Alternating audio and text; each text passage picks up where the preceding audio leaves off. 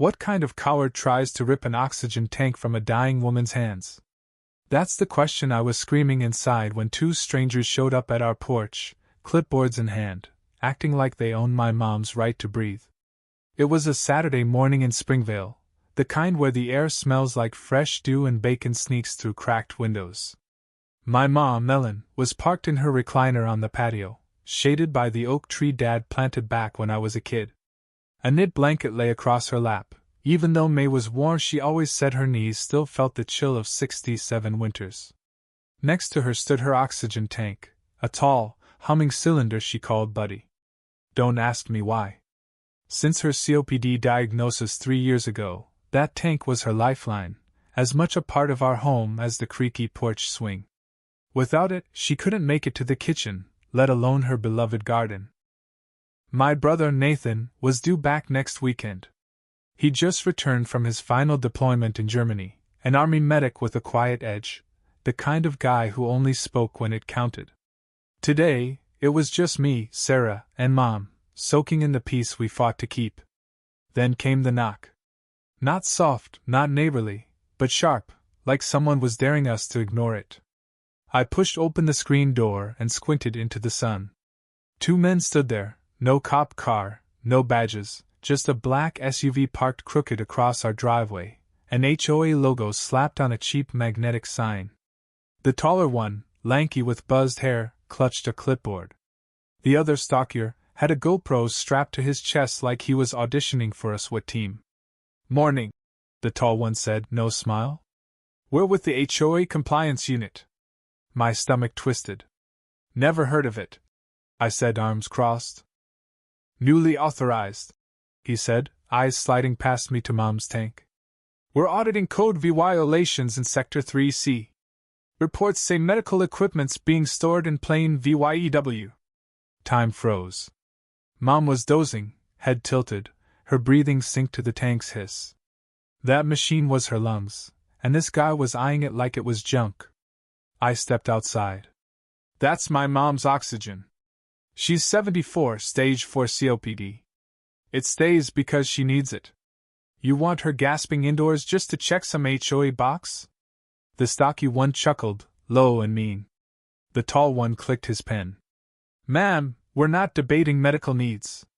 The tank VY OLAT's Rule 4 no VY Cybel Medical de VYCS from the street." I fired back. "Then maybe write a rule for people who need to live." He held up his clipboard. "You've got until noon to hide it, or it's impounded." I scanned them, no badges, no name tags, just mirrored sunglasses and smug voices. "That tank doesn't move," I said louder. The stocky one spoke up. "1 hour, lady, or it's gone." Mom stirred, her voice gravelly. "What's happening?"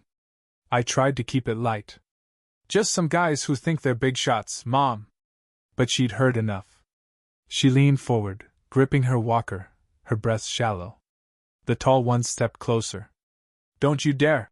I snapped. "You're not cops, not doctors, not even HOA board. Who are you?" He didn't blink. "We're empowered by the new enforcement resolution." I laughed, bitter. "There was no vote. I'm at every meeting. This isn't legal." He shrugged. "Not our concern. The tank's an eyesore." An eyesore. My mom's lifeline, reduced to a nuisance. These weren't do-gooders. They were bullies in fake uniforms, preying on a sick woman they thought wouldn't fight back. But they didn't know us. I whipped out my phone, hit record, and aimed it at them. "This is private property. You're trespassing, trying to steal life SAVYing equipment from a disabled woman. State your names." The tall one stepped back. "Turn that off."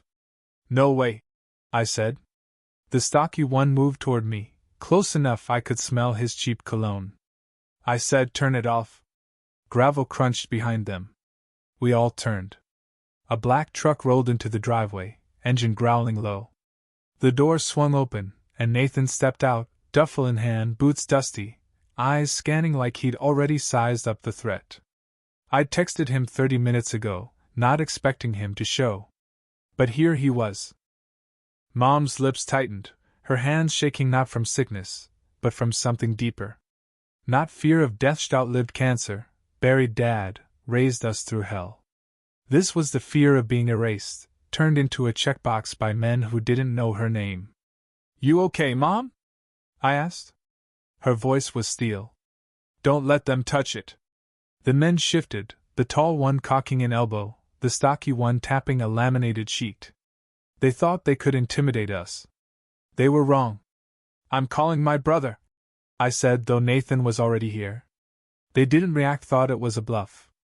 Nathan, fresh off 15 years in the army, 3 tours, combat medic, wasn't the type to bluff. He'd seen things in Afghanistan that made him quit, but the brother I knew, the one who pulled splinters from my hands as a kid, was still in there. Only now, he was trained to stop threats with precision. They're GIVYing you 1 minute to say goodbye to the tank, the stocky one said, while VYing his paper. It's debris, per subsection 4B. Debris. I stepped forward. Touch her or that tank, and I'm pressing charges: trespass, theft, endangering the elderly. The tall one scoffed. Press charges against the HOA? Mom's breathing quickened, too fast. The stocky one crept closer to the patio, predator slow. Then tires crunched again. Nathan's truck was already parked, but the sound was unmistakable. He stepped forward, boots hitting concrete like a warning shot. Not huge, not flashy, just solid, every move deliberate, like he'd already mapped the fight in his head. He looked at me, at Mom, at the tank, then at them. Step away from my mother. His voice was quiet but cut like a blade. The tall one raised a hand. This is HOA business, sir. Nathan didn't flinch. Where's your badge? Silence. You're not cops, not inspectors, not anything. You're 2 guys with a printer. The tall one bristled. Calm down before this escalates. Nathan tilted his head. It already did. The air shifted, heavy with the realization they'd picked the wrong house. Nathan didn't posture, didn't shout. He just moved, calm as a storm's eye. 5 seconds to leave, he said. Not a 3 to deadline. The stocky one stepped forward, puffing up. We're official HOA enforcement. Nathan pulled a wallet from his pocket, flashing his army medic badge. You're impersonating authority. That's a felony. And that tank? It's life-sustaining. Touching it is elder abuse. If she dies, it's manslaughter. The stocky one flinched. The tall one pressed a fake radio, static crackling. Nathan's eyes narrowed.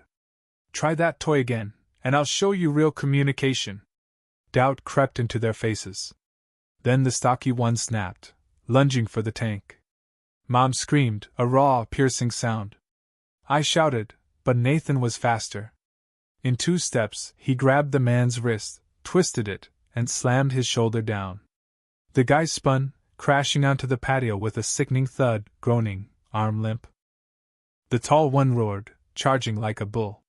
Nathan didn't dodge, he met him, pivoting low, catching the man's gut with his shoulder. With a sharp lift, he sent him crashing through the SUV's windshield. Glass shattered, a deafening crack echoing as the man slumped, blood trickling from his temple. Silence fell, broken only by Mom's ragged breaths and the tank's hiss. My hands shook, phone still recording. Nathan exhaled, slow and controlled, then turned to Mom. You okay, ma'am? She nodded, trembling. Don't let them take it. He smiled faintly. Not today. Neighbors gathered, phones out, voices rising. They tried to take her oxygen, one yelled. A kid waved his phone. I got it all. Police sirens wailed, red and blue lights flooding the street. 3 cruisers pulled up, officers spilling out. Hands up, one barked. Nathan raised his palms, calm. I'm not resisting. I stopped 2 men from stealing my mom's medical device. The cop paused, sizing him up. Who are you? Nathan Harper, Army medic, retired. That's my mom. Those men aren't officials, just thugs. An officer checked the stocky one, pinned by a neighbor's lacrosse stick. Name? Greg Tate. He gasped. HOA contractors. The cop frowned. Got ID? Tate hesitated. The officer found a folder in the SUV forms, a Craigslist ad for code enforcement. No contracts, no legitimacy. The tall one, Carl Vane, groaned on the hood. An officer unclipped his GoPro, playing back the footage. It showed everything: the threats, the lunge, Nathan's response. The lead cop's jaw tightened. That's enough. This is a crime scene. Neighbors cheered as Tate and Vane were cuffed, charged with impersonation, attempted theft, trespass, and elder endangerment. Turns out, they'd hit other neighborhoods, targeting the elderly with fake HOA scams. But they misjudged us. Mom sat steady, clutching her tank. Nathan knelt beside her. You're safe, Mama. She touched his head, a quiet blessing. Hours later, after statements and paperwork, the lead officer told Nathan, You saved her life. He just said, She's my mom. The neighborhood changed after that. People brought bread, notes, flowers. A vet built a bench for Mom's garden, iron and oak, with a plaque. Let them breathe. HOA meetings swelled, demanding transparency. A councilwoman pushed a law protecting medical equipment. All because one woman refused to lose her heir, and one son drew a line. Weeks later, Tate and Vane faced trial. Footage and neighbor testimony buried them. The DA, fierce against elder abuse, vowed to throw the book. Their lawyer claimed they thought they were legit, but Nathan's testimony plain, unflinching, sealed it. They tried to take a dying woman's breath. I stopped them. The jury didn't blink. The story spread, sparking debates on HOA power and fake authority. But for us, it wasn't about fame. It was about Mom, still on her patio, tank gleaming, breathing free. Nathan never bragged. He just said, Some things you don't touch. And we all knew he meant it.